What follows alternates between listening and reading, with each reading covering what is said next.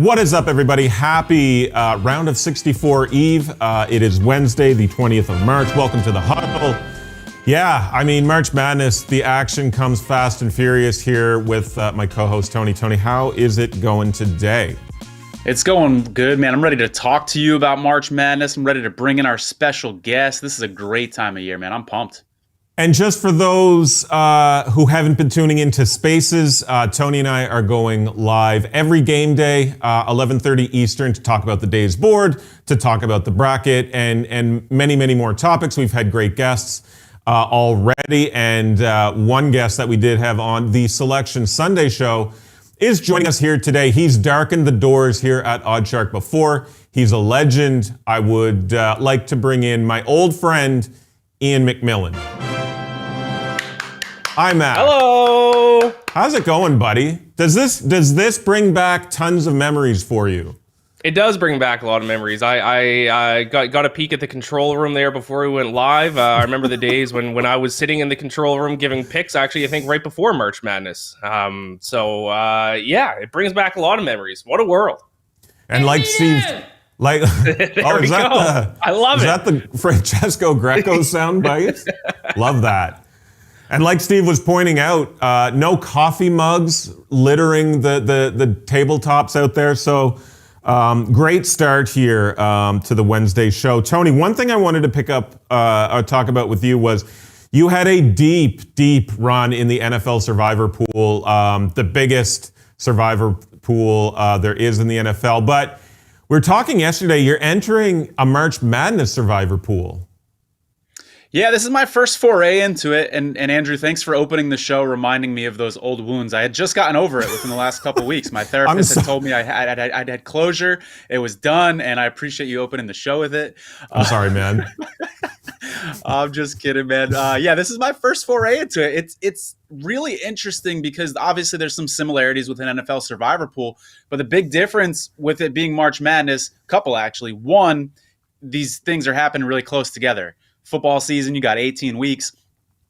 This is every day that there's action, you've got to make a pick. And so a lot of strategy. You've got to really think ahead, kind of work backwards. Who do you think is going to win? And then work backwards from there. I'll keep you guys posted how it goes. It's going to be an interesting one. The one that I'm in, it's a maximum of 30 entries. And I'm not maxing out my 30 entries. And so we'll see how it goes, but I'm pumped about it. You ever done a March Madness Survivor Pool, iMac? I did one last year for the first time, and I lost on the very first day. So I'm trying my luck again this year. Hopefully I can make it past Thursday, but I wouldn't be surprised if I don't. We've got sorry, go ahead, Tony. I was just going to ask Iain, who are you thinking about for Thursday? I'm considering BYU in that first round.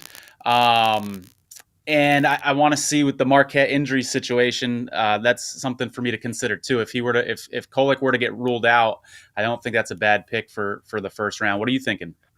I took Texas Tech for day one against NC State as my day one pick. So we'll see how that goes. And I think I'm going to go TCU for day two.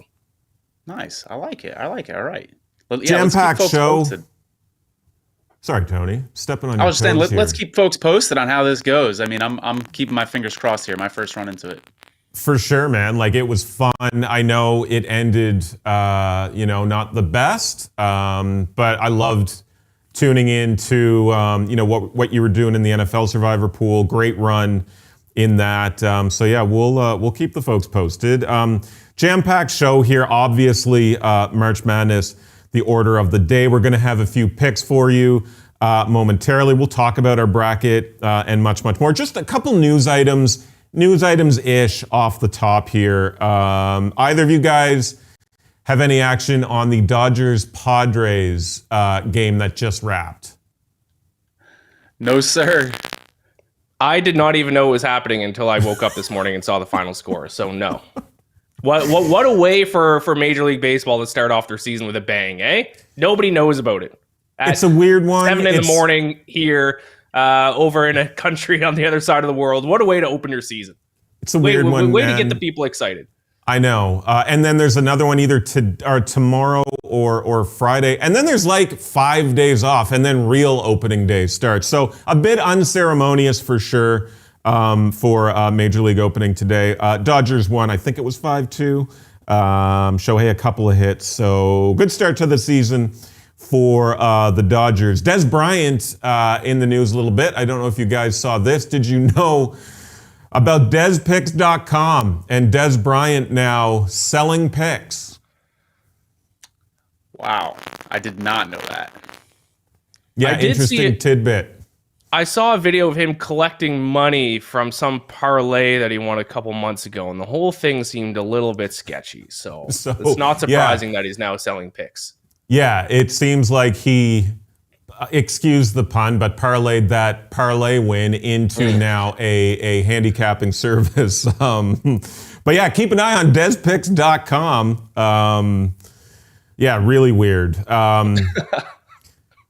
March Madness, of course, the biggest event post Super Bowl. IMAC, I want to start with you. Where does March Madness rank in your sort of sports betting calendar? Is it on your Mount Rushmore, your top 4 sporting events of the season, or where does it rank?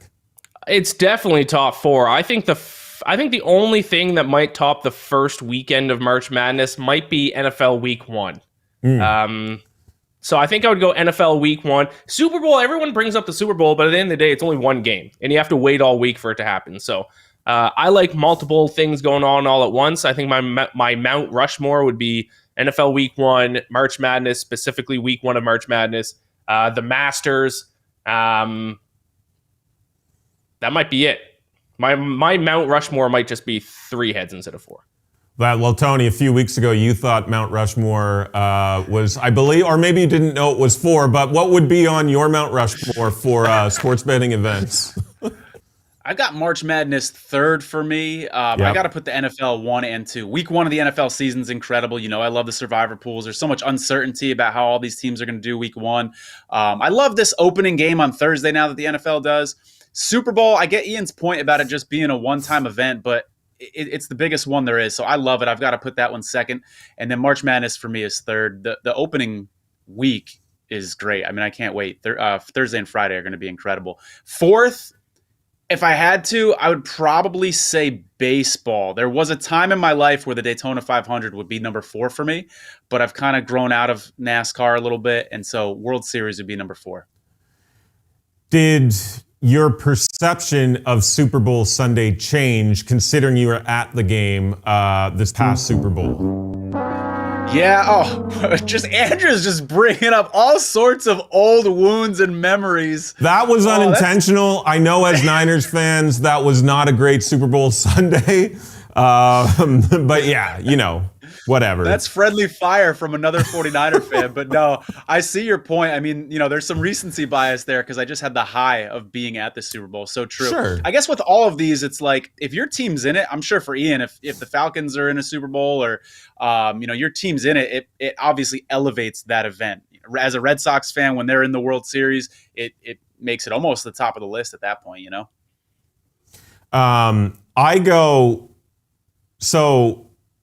I go NFL wildcard weekend. I think for me that is the big one on the NFL calendar. Just something, and it's a little bit of nostalgia as well. Tons of classic wildcard weekend games down the years. But that for me is probably, I get excited for week 1, of course, but wildcard weekend for me is the NFL.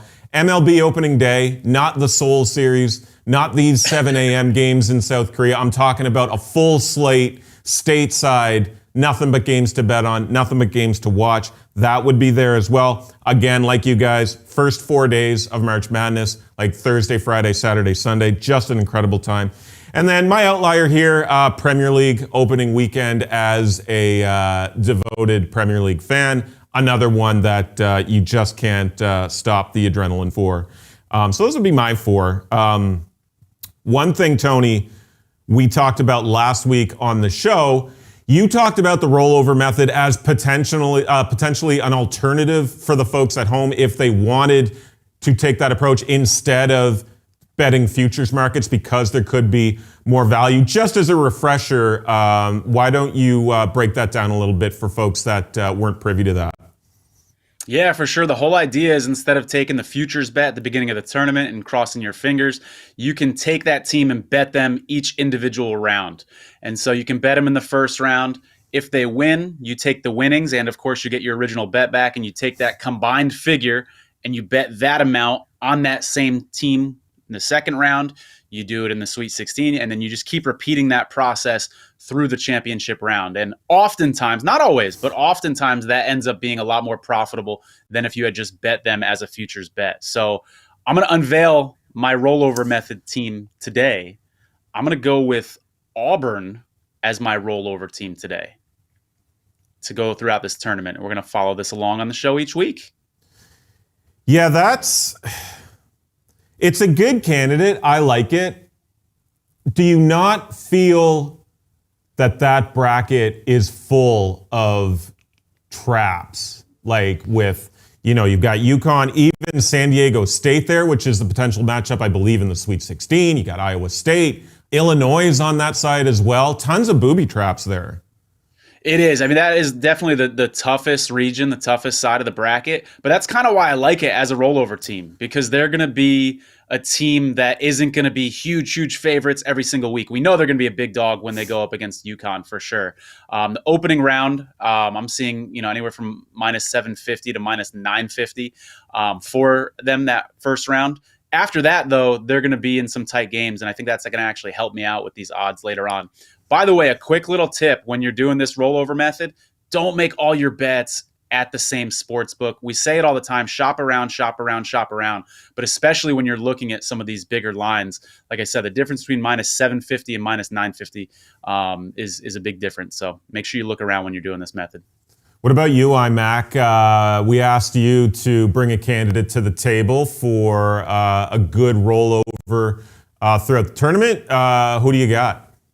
Yeah, I'm looking at the region. In my opinion, that is the weakest region. I'm going to go with Tennessee as my rollover team, especially the first couple games. I mean, the only team that might challenge them would, in my opinion, is like maybe Creighton in the Sweet 16. But I'm trying to take advantage of what I think is by far the weakest region in the Midwest. That is like the region of teams with flaws. Even the good teams have flaws. Purdue has a flaw.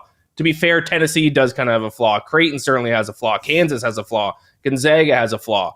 So I'm going to try to target one of the teams in the Midwest for my rollover method, and I have settled on Tennessee, the 2 seed, starting off against St. Peter's. Yeah, and you know what? If Colorado State gets past Texas, that potential matchup is a sneaky one, but I think you're right. Like weak portion of the field there. Good candidate there for sure. What do you think of that one, Tony? Tennessee. There's potentially Purdue at the end there, but Yeah, I like IMAC's logic there. The only thing with Tennessee is they've lost their last 2 games and they looked really bad in their last game. But if you've got conviction in them turning around in the tournament, I think the path makes sense. So I like it. I'm going with Arizona. I love that region for them. The potential of a Sweet 16 matchup versus New Mexico. I think UNC gets upset along the way, maybe even by Bama in the Sweet 16 on that side. I know they haven't had a great run in the tournament in recent years. Not to take another pot shot at you, Tony, but you know that all too well with Arizona. But they're tougher, they're deeper, they're more athletic now this season. Caleb Love sort of brings that senior guard element to the mix, which is vital to making deep runs in the tournament. But then seniors up and down the roster here, Ballo, Larson, Johnson. Great article, actually, by John Wilner in the Mercury News about this Arizona team, and he draws comparisons to some of those old Lute Olson teams that struggled in back-to-back years, but then started making deep runs. So yeah, my rollover candidate, the Arizona Wildcats. I love that. This is going to be fun. Let's talk about brackets a little bit. I'll start with you, IMAC. First, who do you got in the Final Four? And secondly, what sort of games are you looking at that could have that potential big money line upset? Yeah, sure. So my Final Four, I have tinkered a little bit. So I actually did my podcast a couple nights ago, and my Final Four has already changed from when it was just a couple nights ago. Will it change again before games tip off to Thursday morning? It's possible. But right now I have the Final Four. I got Auburn coming out of the East, taking on Arizona coming out of the West. So 4-2 seed there. And on the other side, I now have Houston coming out of the South. I tinkered a little bit with Texas Tech being a 6 seed making the Final Four, but I went back on that. So I got Houston facing Tennessee in the Final Four. And then I have Auburn beating Tennessee in the final. What about you, Tony? I also have Auburn, which is pretty wild because not a lot of people are expecting Auburn to beat UConn. So it's funny that Ian and I both have Auburn. I've got Auburn, Arizona, Marquette, and Purdue. I feel a lot better about Purdue being in there. Marquette is obviously risky with their injury situation with Tyler Kolek. I'm banking on him playing, but that could look really ugly if we get an announcement like we got with Kevin McCullough Jr. For Kansas yesterday that he's going to be out for the tournament. So certainly some risk there, but I'm just in love with this Marquette team. I think a lot of people forget they were one of the hottest teams in the country for the couple months right before he got hurt, before Kolek got hurt. So Marquette is a really good team. The only time they've really looked terrible this season is against UConn, and they're away from UConn on the other side of the bracket. So I like their potential to make a strong run, but that injury situation is going to be a big factor there. Fingers crossed. Yeah, I want to talk about that Kansas round of 64 game momentarily, but for me, I'm looking at Arizona. I'm looking at Iowa State. I'm looking at Purdue. I know. It's silly, but there's something about that side of the bracket that on paper, it's like, yeah, maybe this is the one. And then Kentucky is my fourth team as a 3 seed. That's a team, that's gotten healthy. They got a lot of dudes on that team that are potential, high first round draft picks in the NBA draft. So some interesting potential there. In terms of upsets, and with the news and with the line movement going on in that Kansas game, what do you guys think about, potentially Samford scoring the biggest upset of the round of 64? I'm personally fading the hype on because Samford is a little bit of a popular pick. I know Kansas is banged up here, but at the end of the day, Samford's defense, 153rd in opponent effective field goal percentage. They turn the ball over a ton, 254th in turnovers per possession. I can't get there on Samford. I just think the gap, even with the injuries Kansas has, I think the gap in skill and talent is a little bit too wide. I know Kansas is down a little bit, not playing their best basketball the last few games, but at the end of the day, I just think the talent gap's too wide. I personally can't get there on Samford for my upset pick. You buying or selling that game as a potential upset? Tony. All right, finally, Ian and I disagree on something. This is exciting. I bet Samford plus 8.5. It's down to plus 7 now with the news that McCullough is out. This is a big deal. This guy's their leading scorer, 18 points per game, 6 rebounds, 4 assists per game. That's a lot of production, and Kansas isn't a particularly deep team. We saw that in the championship game when they also rested Dickinson. So they were down 2 guys in the championship game. We're expected to get Dickinson back. But my point is, when those guys, those bench players, were thrust into the starting role and had a chance to shine, they did terrible. They had 5 guys in that game who had over 20 minutes played. 3 of them are freshmen. They shot 9 for 45 from the field and 2 of 17 from 3-point range. So they're going to need someone of those 5 guys to play significant minutes and step up, or a combination of them. And I just don't know that they're going to be able to do it. So they're a team that is it's shallow. It's not a very deep team. And they happen to be going up against Samford, who rolls really deep. They have one of the deepest rosters in the country just in terms of bench minutes played. So I think it's a situation where when this game gets, down the stretch, we're talking about fatigue and stuff like that. We could see Samford get a money line win, but I feel really good about him plus 7. Yeah, I'm going to probably sprinkle a little bit on the Samford money line for a little bit of fun. I like the potential there. I want to talk about futures market specifically, like if you guys like anybody getting to, if there's any good value to get to the Elite Eight or to get to the Sweet 16 or anything like that. But first, let's talk about those Thursday, Friday games. I know we've each got a couple of picks here. And IMAC, I'll start with you. What's your first favorite bet there coming up on the round of 64? Yeah, I would say my first favorite bet, Morehead State getting 12 points against Illinois is a game that I really like. Morehead State has had one of the best shooting defenses in the country. They're 9th in opponent effective field goal percentage. And Illinois, they don't force turnovers, and that's generally what I'd want to look at for a team to be able to run away with a game and really win with margin, which you kind of have to cover a 12-point spread. Third last in the country, Illinois is in opponent turnovers. And when you look at the stylistic matchup, I think that favors Morehead State as well. They're 25th in three-point shot rate. They shoot a ton of threes. In Illinois, that is the weakness of their defense, is their perimeter. 213th in the country in opponent three-point field goal percentage. So I'm going to take Morehead State in my bracket to advance because you got to be a little bit more aggressive with your bracket in the first round. But in terms of betting, I'm not going to get there with a money line, but I think getting 12 points is a great bet. Yeah, Wisconsin actually kept that Big Ten championship game real tight by nailing some threes there in the second half. Tony, how about you? What's your first favorite pick there? I like Drake -1. I wish I had got it at +1.5, like a lot of people did before the line moved, but I was slow on the trigger on that one. Drake is a team that they've got some experience. Last year they played Miami and they lost in that first round. But even in 2021, they won a first 4 game and then ended up losing in the first round to USC. Senior forward Darnell Brody was on that team. Their head coach has experience in these games, whereas Washington State, they've been playing in the NIT the last couple of years. So I like the experience factor here for Drake. And in what should be a close game, or Vegas is expecting to be a close game, Drake is a much better free throw shooting team. They shoot 6% better from the free throw line, and down the stretch, we know how those foul shots can make a big difference at the end of these games. I like the fact that Drake's the better shooting team from the line here. I'm going to go BYU 9-point faves over Duquesne. Fact of the matter is Ken Pom really, really likes this BYU team. 11th in adjusted offense, 48th in adjusted defense. So some good balance on both ends of the court with this team. Great spread bet as well. BYU 20-13 ATS on the season.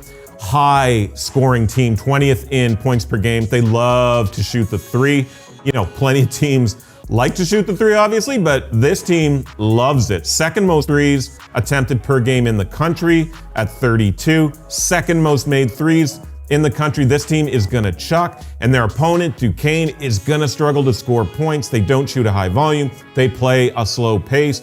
Lots of people like Duquesne's, Duquesne, this being their first trip in 40 plus years, but not me. BYU covers here. And moved from 9.5 yesterday to 9 this morning. IMAC, back to you.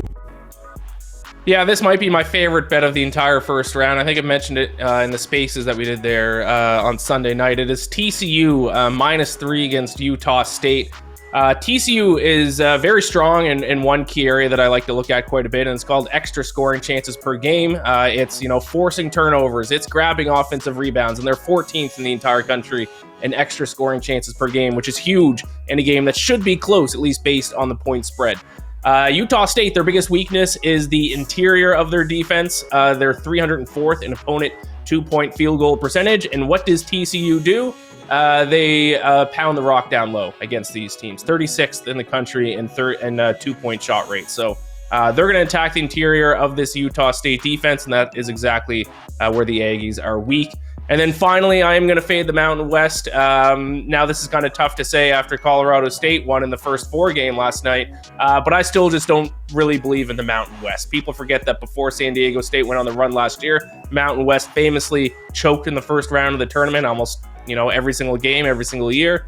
So I'm going to kind of go back to that method a little bit and fade Mountain West, which has turned into a bit of a hipster conference. So I will be fading the Mountain West. I'll take TCU -3. For my second pick here, I kind of stole my own thunder earlier in the show. It's Stanford +7. I gave it out as +8.5 that I bet that on our live show. It's down to 7 now. Still like it at 7 for sure. Not to play the hipster part here, IMAC. I'm going New Mexico -2 over Clemson. This isn't an 11 seed. This is a disservice. 26-win team, another team that Ken Palm loves, with a ranking of 23 overall. Incredible 23-11 against the spread record, one of the best in the field. I reckon they resent the 11 seed and they'll come out hot against Clemson, and their pace is going to be hot. It's going to be too much for Clemson. New Mexico, another team that loves to chuck. They love to play a high tempo, 8th in adjusted tempo for the Lobos, while Clemson 260th. That's Virginia numbers. They put up shots, 65.3 field goal attempts per game, second most in the nation. And senior backcourt presence alert here. We love senior backcourts in March. Here we have Jalen House, the team's leading scorer. We have Jamal Mashburn Jr., the second leading scorer on the team. So good senior presence on this Lobos backcourt, a key ingredient to having some success in the tournament. Love it. I wanted to ask you, Ian, talking about TCU, is that potentially the banana peel for Purdue in the round of 32?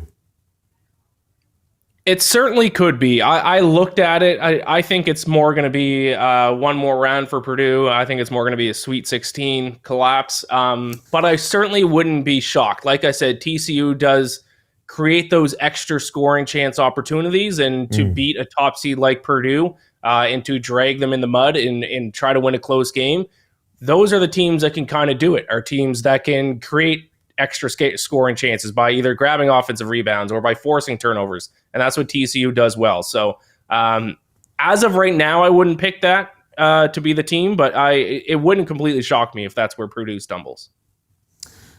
Tony, let's look ahead real quick. Some futures markets here, but talk to me if there's any value in any schools, any teams that you like in those futures markets to reach the Sweet 16 or to reach the Elite Eight. Any candidates that you're eyeing up there? Yeah, if you agree with me that Samford has a chance to beat Kansas, they're plus 850 at some shops to get to the Sweet 16. Their second round matchup, they're going to be going up against the winner of, if they win, Gonzaga and McNeese. And I think the consensus is on Gonzaga, that they're not the strong Gonzaga team that we've seen in past tournaments. So I think their second round matchup is a realistic chance of winning as well. So that would be the one at the top of the list for me. That's a good one. A lot of people high on McNeese State as well, though. Another one in that first round for potential upset alert. IMAC, anybody caught your eye in any of those markets? Yeah, Sweet 16, South Carolina. I'm seeing around plus 375 to make it to the Sweet 16, which I think is extremely interesting because, and I didn't mention it earlier, but my upset pick for the first round that I'm going to be betting on Moneyline is going to be Akron to take down Creighton. So if that does happen and South Carolina beats Oregon, South Carolina has a pretty favorable second game against Akron. So I'm not high on Creighton. I think if you are going to bet a Sweet 16 matchup, especially a long shot, I think that's what you kind of want to do, is find out an upset pick that you like the first round and then take the team that would potentially face them in the second round. Because as much as I'm betting Akron to take down Creighton as the 14 seed, I don't see Akron winning 2 straight games, especially against a team that I think is pretty fundamentally sound in South Carolina. So South Carolina. And even if Creighton wins that game, I also just wouldn't be shocked if South Carolina can take down Creighton too. I think there's a lot of red flags with Creighton. So South Carolina, I think I said plus 375, pretty good value to make Sweet 16. Ian, can I interest you in a little 140 to 1 odds on South Carolina to win the whole thing? You could interest me in that, yes. Any team like a South Carolina in the Midwest, yes. I think I might rather bet them to just make the Final Four and win the region at a little bit less odds, because then I wouldn't trust South Carolina against whoever comes out of the South most likely. But yeah, I think if you're looking for some long shots to like make the Final Four or win the national championship, take some shots on some teams in the Midwest. South Carolina, Texas as a 7 seed. There are some TCU as a 9 seed. Like, I think if there's going to be one low seed that makes it through, it's going to come from the Midwest. Flip side to that coin, don't sleep on Colorado State. Don't sleep on Oregon either. This team is getting healthy. They went out and they won the Pac-12. I think I think they're potentially going to be a sneaky team here in March Madness. Just real quick, Tony, I also, earmarked Samford in those Sweet 16 markets. James Madison as well, a potential good candidate. Kentucky Final Four, plus 700, also one that, a little bit of value there. I forgot to ask you, Tony, any sort of round of 64, those sort of sirens going off for big upset moneyline potential. Any other candidates out there from you? We talked a little bit about Creighton on the live show, and I originally said, they're the team that has those markers for concerns. They rely too much on the 3-point shot, the turnover situation there. And I originally said, you know what? I don't think I can bet them against Akron because of that matchup. And Ian's got me thinking here. I think Creighton might be on upset alert. I haven't done anything with it yet, but I would not be surprised at all to see Creighton go down for sure. Yeah, I mean, you got a team that, like I think I mentioned on the spaces there on Sunday, dead last in the entire country, dead last of every single Division I college basketball team in forcing turnovers. They don't grab offensive rebounds either. They are a team that relies on the 3-ball, and what is the biggest strength of Akron is actually their perimeter defense. They do a great job of shutting down the 3. I think like 14th or something in opponent 3-point field goal percentage. So there are certainly some ingredients there for an upset. I do. The problem with saying this. Sorry, the problem with saying this on a tape show, it's kind of like Arizona. Like, they can come out and they can whoop you and they can win by 20, or they can look really bad. This is a situation where when we roll the tape back next week, Ian and I might look really silly because Creighton had their A game and didn't just win by 2 or 3, but won by 15 or 20. That's also possible. So that's the problem with Creighton. Yeah, it might happen, but I think the logic in breaking down some of those numbers is the right process. And to be honest, before the Selection Sunday show on CBS last weekend, like Wally Zerbiak was in the studio, and I believe he was hyping up Akron as well as a potential, really good team there and a banana peel for whoever they got matched up in the round of 64. So I think it's a good call out, and I think it's also potentially worth a little bit of sprinkle. Also, we've got to run here. Tony and I have a spaces, but it's also worth a sprinkle and worth mentioning about Iain MacMillan's beloved Atlanta Falcons. Obviously, one of the big winners in this sort of NFL free agency period. Obviously, picking up Kirk Cousins, adding him to the mix. Everybody knows they were a quarterback away from potentially making some noise, not just in the division, but maybe in the playoffs. So I'll ask you guys, is the Atlanta Falcons to win the NFC South one of the safest futures bet as things stand in the NFL today, Wednesday, March 20th? I think safe is a little bit of a dangerous word, especially as a guy who's got nothing but his heart ripped out from his sports teams throughout his 31 years of existence. So safe is a tough word, but yeah, don't forget. I mean, the Falcons last year with Desmond Ridder as their quarterback and Taylor Heineke for a few games, we had a shot to win the division heading into the last week. Now we had to beat the Saints, and the Panthers had to beat the Buccaneers, and it obviously wasn't even close to happening. But my point is, if that version of the Falcons with Desmond Ridder could be a game away from winning the division, I think with Kirk Cousins and Darnell Mooney, Rondale Moore getting added to the mix, we hopefully draft a pass rusher, Dallas Turner is who I'm hoping we get number 8 overall. Yeah, I think the Falcons are going to win the division. Kirk Cousins is coming off a torn Achilles, so that is obviously a little bit of a concern as well. Let's hope he can be healthy by the start of the year and that doesn't bother him throughout the season. But I think on paper, I don't think there's any denying the Falcons are the best team in the division. And let's bear in mind here that it took Baker Mayfield to have his best season in the NFL for even the Buccaneers to have a puncher's chance in that NFC South. So the fact that the Falcons, devoid of any production at the quarterback position all season, and I'm a dude that loved Desmond Ridder in college. I thought that he wasn't going to be a star, but he could be something in the NFL. We found out the hard way, but it took Baker Mayfield a brilliant season to his credit to even get them to be a 9-8 team. Tony, your thoughts potentially on that division and that futures bet of the Falcons, betting that now?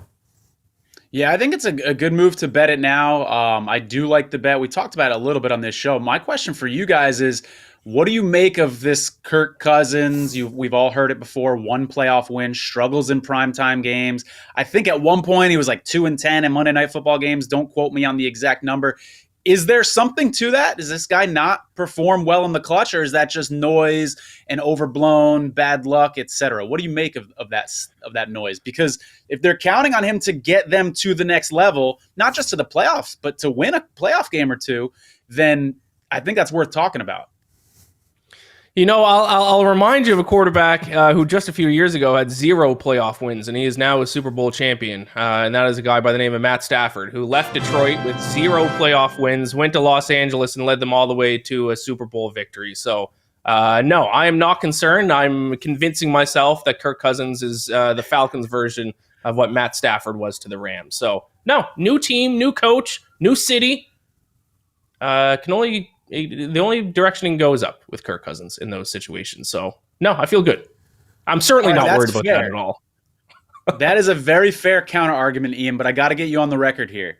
At what point, if Cousins goes 0-2, 0-3, 0-4 in his first 3 or 4 Falcons playoff starts, at what point will it be fair to say we might have something to this? I'm with you. He could definitely be the next Stafford, but at what point is there concern?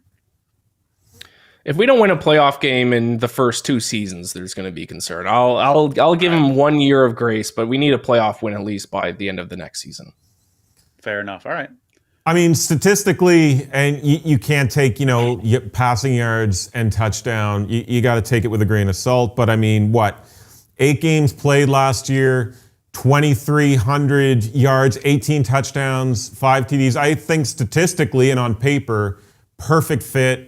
Everybody's been talking about the skill position players like Iain Mac just did. Like, those pieces are already there. I'm excited to see what happens. I think that division is ripe for the picking. I'm happy for Iain Mac. I think this is a great move. I think the Falcons last season will be a distant memory, I think. And I think they're on to bigger and better things. I can only hope. I can only take so many 7-10 seasons. I think 7-10 4 of the last 5 years. It's not a good place to be. It's a depressing place to be. So let's just get to the playoffs. Did I see an autograph on that Falcons helmet?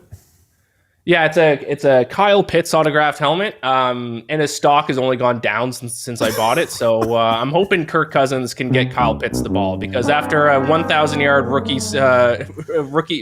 receiving yards rookie season, he's been invisible since then. Now, how much of that was Arthur Smith's fault for getting Jonnu Smith, their backup tight end, being like the top offensive target, and only using Kyle Pitts as a decoy? Probably some of it. So new coach, Kirk Cousins. Let's get the ball in Kyle Pitts' hands. And let's, crank the value of this autograph up a little bit.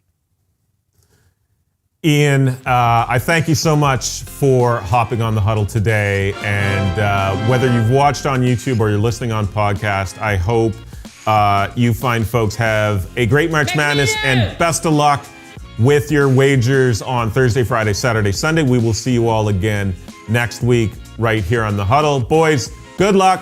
Let's hopefully those rollover candidates bring in some big bucks. We'll catch up next week. All right, boys. MacMillan!